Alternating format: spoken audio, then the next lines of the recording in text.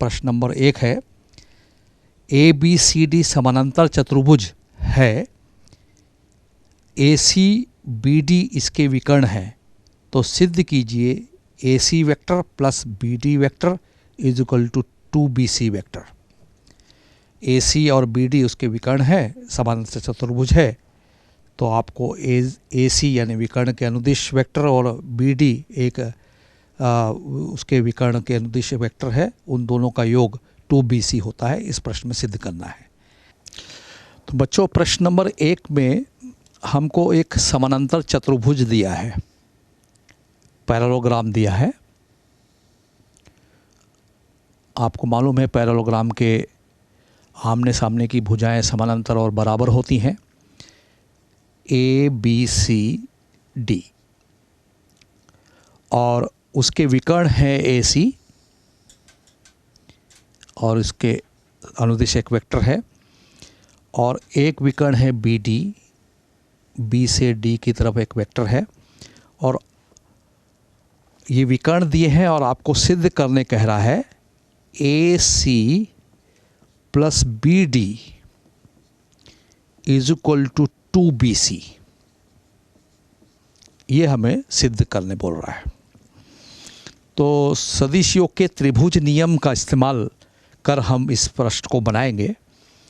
तो BC आपको प्रश्न में दिया है, इसलिए B से C की तरफ हम एरो मार्क लगाएंगे। जैसा प्रश्न कह रहा है उसी के अनुसार, उसी के अनुदिश आपको तीर का चिन्ह लगाना चाहिए। A से C की तरफ AC, B से D की तरफ BD, B से C की तरफ BC। ये अलग मुद्दा है, तभी आप सोच पाएंगे कि प्रश्न में करना क्या है। तो हमें एक त्रिभुज नज़र आ रहा है जिसमें त्रिभुज ABC नज़र आ रहा है। ABC में त्रिभुज नियम से, त्रिभुज के योग नियम से हम काम करेंगे। तो यदि हम AC फाइंड करना चाहते हैं तो मुझे प्रश्न में नहीं है, लेकिन फिर भी हमें अपने मन से करना पड़ेगा, इसलिए मैं राउंड कर रहा हूँ। ये जो एरो मार्क है क्वेश्चन में जैसा दिया है उसके अनुसार है। ये राउंड का मतलब है कि ये मैं अपने मन से सोच रहा हूँ। तो AC निकालने के लिए मुझे A से B की तरफ जाना पड़ेगा, यानी AB। ये प्रश्न में नहीं था इसलिए ये राउंड किया है, और BC प्रश्न में है इसलिए राउंड नहीं किया मैंने। आप ज़रूर नहीं कि आप परीक्षा में इस तरह का काम करें, लेकिन अच्छा है कि आपको समझने में सुविधा होगी। और प्लस BC, ये समीकरण नंबर 1 हुआ। सिद्ध करने पर नज़र रख रहा हूँ। AC मैंने निकाल लिया। अब त्रिभुज ABD में त्रिभुज सदिश योग का त्रिभुज नियम का इस्तेमाल हम करेंगे। तो यदि मुझे BD कैलकुलेट करना है, B से D जाना है, तो निश्चित रूप से मुझे B से A की तरफ जाना पड़ेगा, यानी BD is equal to BA plus AD होगा। A से D की तरफ जाना पड़ेगा। ये योग में बच्चों थोड़ा सा सावधानी बरतेंगे।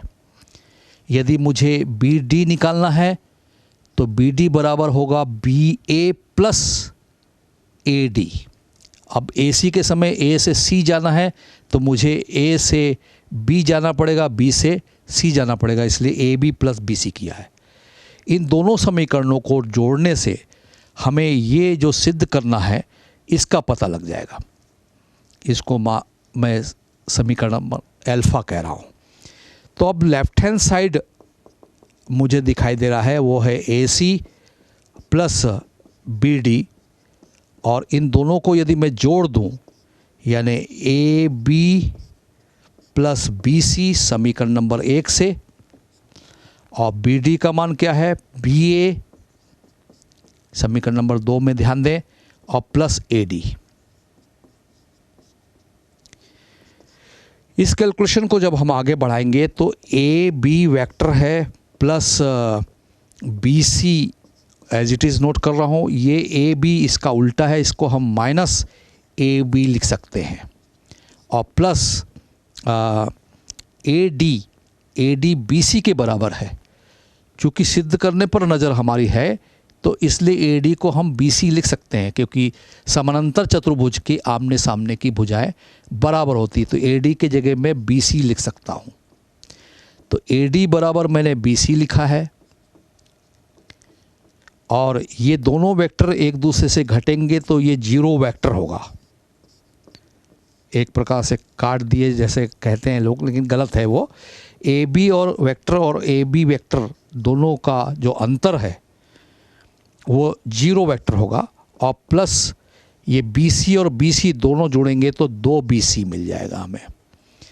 तो राइट हैंड साइड हमें मिल रहा है 2BC, तो ये राइट हैंड साइड है। इस प्रकार से हम सदिशों के योग से संबंधित सवालों को सोचेंगे। ये समानांतर चतुर्भुज है, इसका आप ध्यान रखेंगे। आपको मालूम होना चाहिए कि समानांतर चतुर्भुज की आमने सामने की भुजाएं AD BC के बराबर है, तो परिणाम और दिशा में समान है, इसलिए हम AD के जगह BC का इस्तेमाल कर सकते हैं। तो इस तरह से योग से संबंधित सवालों को आप बनाएंगे।